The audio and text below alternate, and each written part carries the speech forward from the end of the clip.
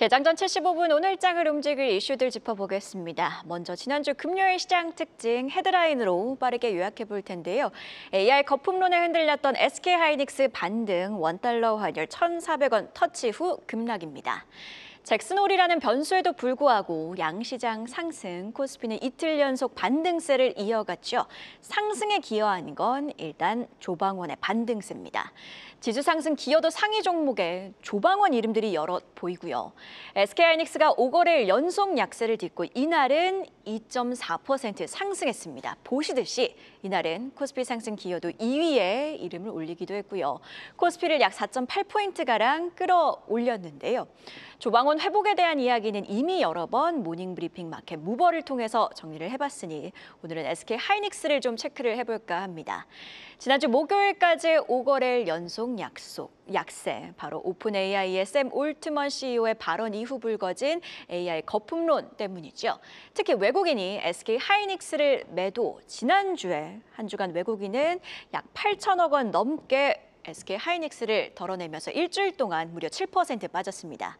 AI 거품론은요, 월가 내에서도 의견이 분분한 상황입니다. 특히 에릭 슈미트 전 구글 CEO처럼 AI는 완전히 새로운 산업이기 때문에 거품을 논할 수 없다는 의견들도 있죠.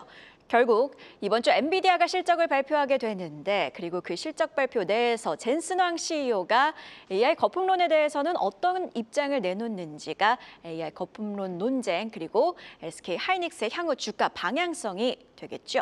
자, 그리고 금요일 시장 특징 또 한 가지 환율입니다.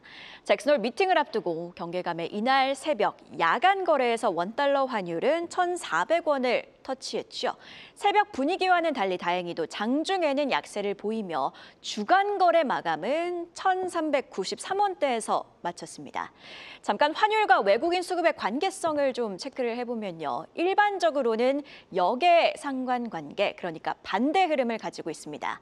원달러 환율 하락, 즉 달러는 약세, 그리고 원화 가치는 강세를 보이면 환차익을 노리며 외국인 수급이 유입이 되고 이에 지수 상승 요인이 되기도 합니다. 1,400원 돌파 가능성의 수급을 둘러싼 불안감이 그래도 이날 원달러 환율이 하락하면서 진정이 됐고, 이날 실제로 외국인도 6거래일 만에 코스피 순매수로 전환을 했죠. 자, 이는요, 오늘의 지수 무버로도 연결이 됩니다. 20일 밤 11시 파월 연준 의장의 잭슨홀 연설 있었습니다. 간략하게 발언들을 좀 요약해보면 단기적으로 인플레이션 리스크는 상방, 고용 리스크는 하방으로 치우쳐 있어 어려운 상황이라면서도 실업률과 노동시장 지표의 안전성을 고려하면 정책 기조 변경을 신중히 검토할 수 있다고 발언을 하면서 9월 금리 인하 가능성을 조금은 시사하기도 했죠. 시장은 그간은 파월이 매도 비둘기도 아닌 신중론 부엉이라고 봤지만 이 발언들 이후 비둘기로 전환했다고 즉각 판단을 했습니다. 즉각 금융시장에서도 반영이 됐죠. 15분봉 기준으로 보면 다음 페이지 체크해 보실까요? 파월 연준 의장의 발언 직후 원달러 환율 야간 거래에서 보시듯이 장대 음봉을 그려냅니다. 거의 10원가까지 빠지면서 1,383.5원까지 하락을 했는데요. 여기에 미증시 급등 속에 야간 선물도 1.39% 상승, 오늘 이를 반영한 갭 상승 가능성과 함께 국회 일정 주시하면서 외국인 수급 끝까지 주시하셔야겠습니다. 다만 파월 연준 의장이 정말 비둘기였느냐, 이에 대해서는 이후 해석이 좀 갈리고 있죠.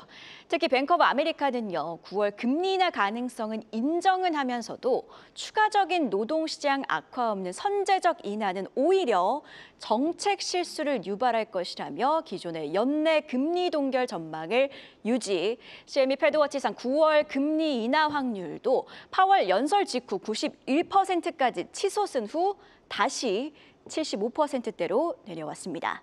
일단 중론은요, 9월 금리 인하 후 관망 기조인데요.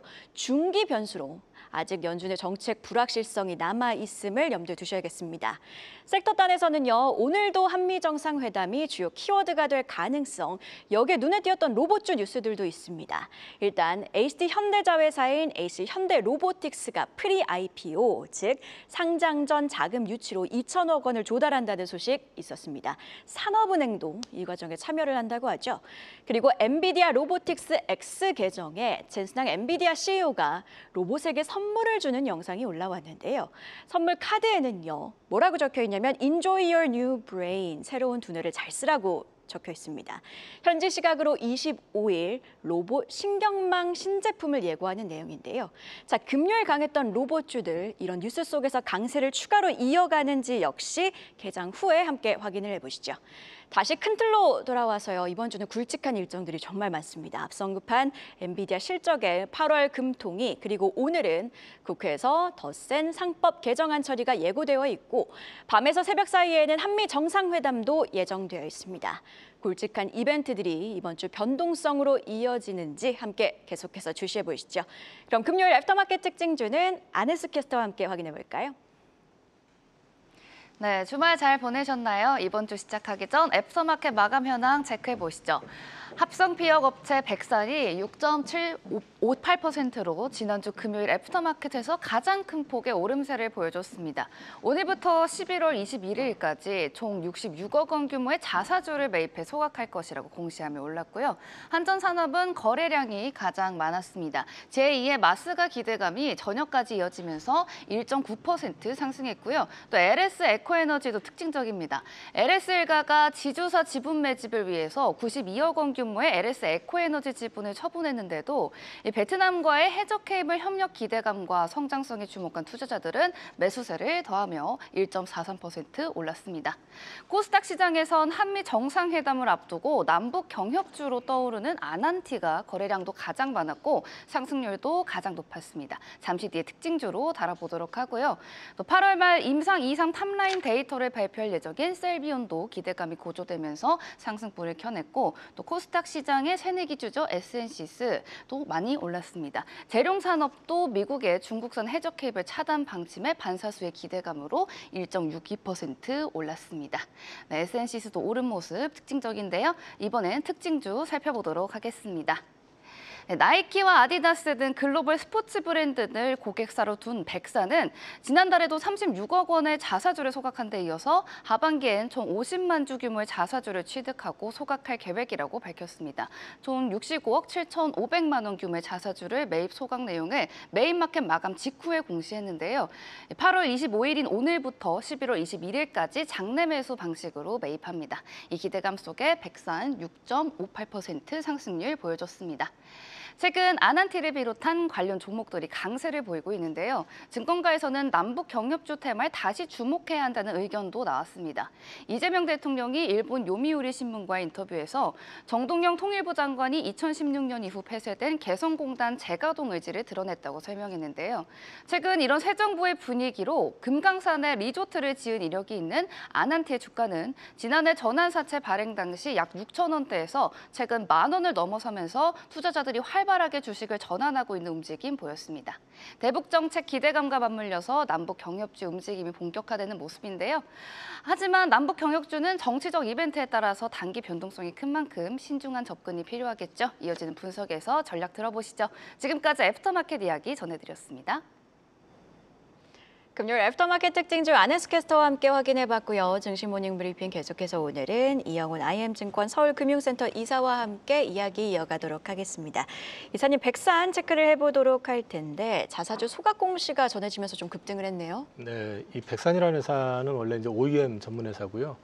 그 스포츠 신발하고 그 합성 피혁을 통해 가지고 그 차량용 그 부품 만들어내는 그 강소 회사라고 말씀드릴 수 있는데, 회사가 재무적이나 실적은 상당히 좋은데 반해 가지고 일단 대형주 장세에서 소외된 측면도 있고, 또 한편으로는 사실 이제 요즘 한참 이제 부각되고 있는 게 배당 이슈인데, 주주 환원이나 이런 부분에 대해서는 상대적으로 좀 약했던 회사입니다.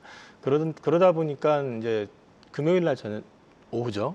장 마감 후에 한 50만 주 정도 자사주 매입을 하고 그거를 소각하겠다라는 이제 뉴스가 나오면서 주가가 급반등을 줬는데, 이게 일회성일지 아니면 이 회사의 어떤 그 주주 환원 정책의 변화를 통해 가지고 추세적일 것인지에 대한 부분이 판단이 좀 필요할 것 같습니다.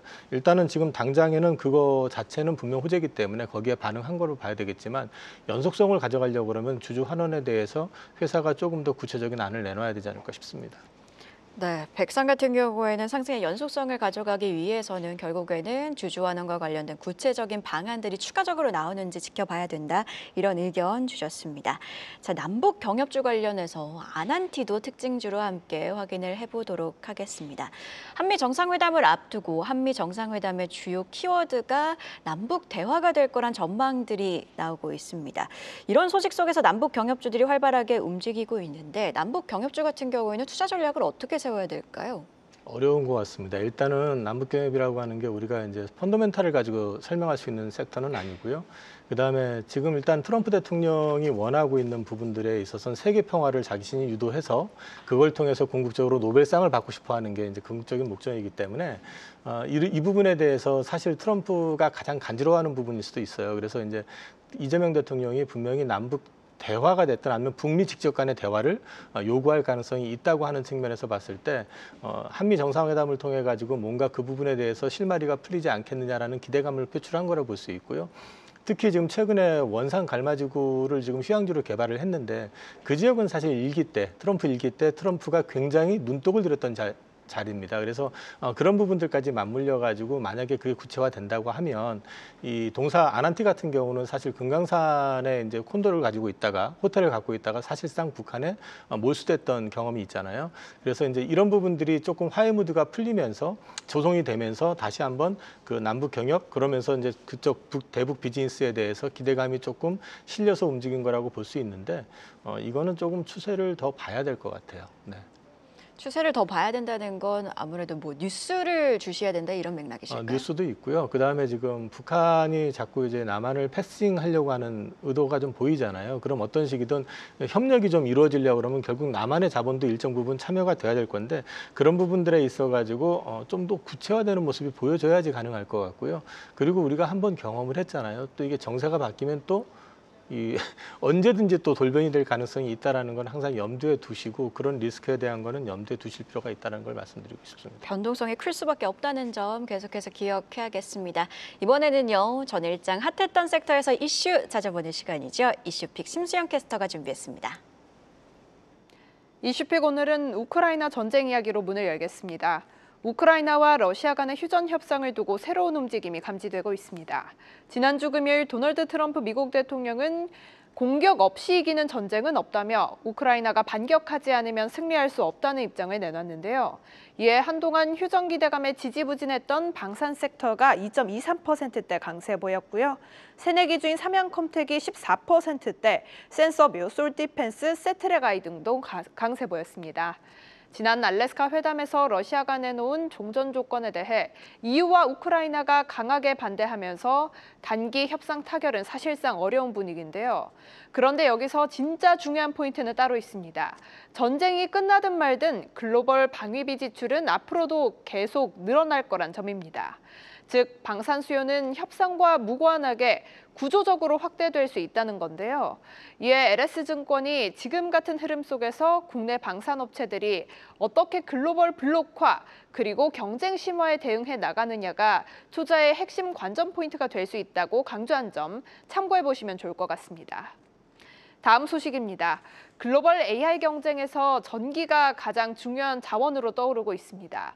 지난주 트럼프 대통령은 중국을 이기려면 전기를 2배로 늘려야 한다고 강조하기도 했고요.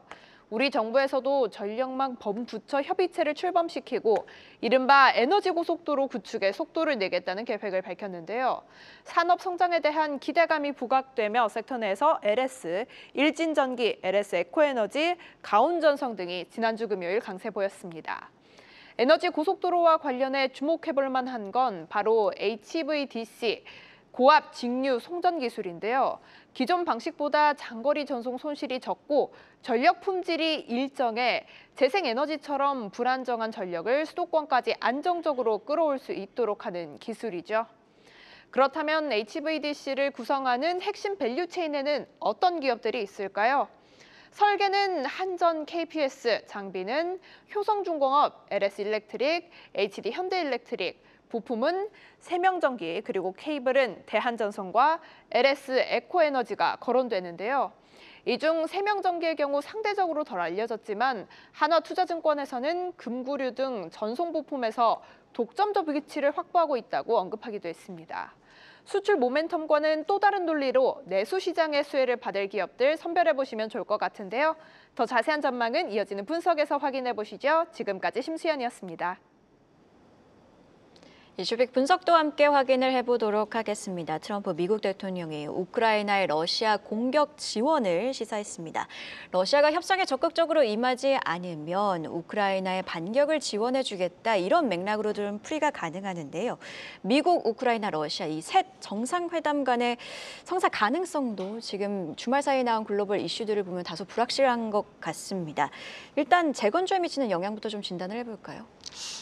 재건주는 말 그대로 기대감일 것 같고요. 저는요. 우리나라 같은 경우는 이제 우크라이나 재건 사업에 참여를 한다 하더라도 이제 우크라이나 전쟁에서 참 우리가 지원했었던 어떤 비중이라든지 역할이 제한적이었었다는 측면에서 사실상 미국이랑 유럽 연합이 가져갈 지분이 훨씬 많다는 측면에서 이제 저는 일종의 테마성으로 일단 좀 이해를 하고 있고요. 물론 우리가 이제 거기에 참여를 하게 되면은 뭐 기기 쪽이라든지 일부는 좀 참여가 되긴 하겠지만은 그 부분에 대해서 너무 큰 기대를 가져가시는 것보다는 앞으로 추이를 지켜보실 필요가 있다고 저는 생각을 합니다. 그리고 이제 말씀하신 것처럼 지금 협상 관련해 가지고 노이즈가 일부 발생이 되고 있기는 한데 러시아하고 지금 미국의 관계를 지금 트럼프 입장에서 놓고 이제 잠깐 말씀을 드리면은 트럼프 대통령 같은 경우는 지금 글로벌 그 질서를 그 강자들만의 어떤 대화를 통해 가지고 구축하려고 하는 의지가 되게 강합니다. 그 중심축에 당연히 미국이 들어가 있고요. 그 다음에 또 중국을 견제하기 위해서 지금 또 다른 강자를 자기 편으로 끌어들이려고 하는 목적이 되게 강하거든요. 그래서 러시아에 대해서는 적대시하기보다는 자기 편으로 끌어들이려고 하는 목적이 더 강하다는 측면은 고려하셔야 될 것 같습니다. 자, 그렇다면 방산주에 미치는 영향도 좀 궁금해질 것 같은데요. 평화 모드가 장착이 됐다 이런 뉴스들이 나오면서 방산주들이 크게 차익 실현 매물을 겪고 최근에는 저점 매수가 가동이 되면서 반등을 하고 있는데 이렇듯 계속해서 관련해서 노이즈가 이어진다면 방산주도 상승세를 지속할 수 있을까요? 국내 방산 같은 경우는 일단 앞서 브리핑 하신 내용에도 나와 있긴 하지만 글로벌 그 국가들의 어떤 현황을 놓고 보면은 방산의 어떤 증액은 필수 불가결한 상황인 건 맞습니다. 근데 이제 문제는 뭐냐면 유럽연합 쪽 같은 경우도 이제 자국 내에서 모든 부분을 영내에서 해결하려고 하는 의지가 되게 강하고요. 그리고 이제 사우디나 우리 이제 중동 쪽 같은 경우는 지금 미국의 눈치를 안 볼 수 없는 그런 상황이 돼 있는 상황입니다.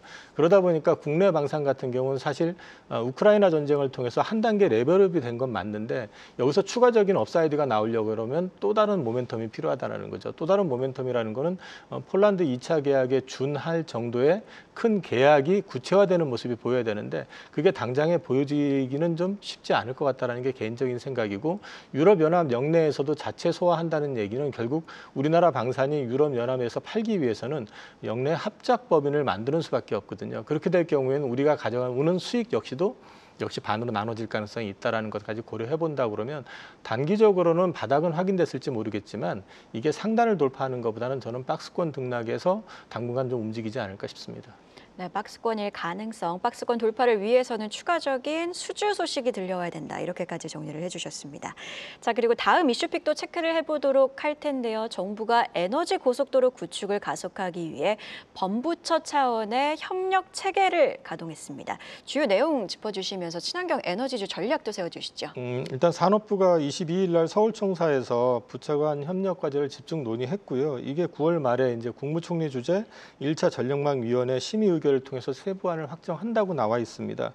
주로 이제 해상풍력이라든지 태양광, SMR, 그린 수소 이런 것들을 적극 육성해가지고 에너지 고속도로를 갖다가 이제 원래 2031년 완공 예정인데 그걸 30년까지 앞당기겠다라는 취지고요. 이거는 사실 우리가 이제 자꾸 그린 에너지 쪽으로 이제 포커싱을 해가지고 시장을 바라보고 해석을 하는데 사실 우리나라 국내 그린 에너지와 관련돼 있는 업체들은 국내 산업을 가지고 국내 어떤 산업의 규모를 가지고 평가할 수 있는 단계는 지나 있습니다. 결국 무슨 말씀이냐면은 태양광이 됐던 풍력이 됐던 지금 글로벌 마켓에서 얼마만큼 지분을 가져올 수 있느냐가 사실은 우리나라 기업체들의 어떤 가치를 평가하는 기준이 될 거고요. 이거는 사실은 그 아리백이라든지 그 외국에서 향후에 이제 규제가 들어올 수 있는 탄소 배출과 관련해서 규제가 들어올 수 있는 부분들을 국내 내부적인 역량으로 만회를 하고 가져가겠다는 측면으로 이해를 하셔야지 이게 우리 그린 에너지 섹터의 어떤 밸류를 재평가할 수 있는 그런 요인이다라고 보시는 거는 조금 무리가 있지 않을까 싶습니다. 네, 이렇게 이슈픽까지 증시 모닝 브리핑 오늘은 이영훈 IM증권 이사와 함께 자세한 분석과 이야기 나눠봤습니다. 고맙습니다. 계속해서 다양한 경제 이슈를 알고 싶다면 구독과 좋아요, 알림 설정 부탁드립니다. AI 캐스터 권미정이었습니다.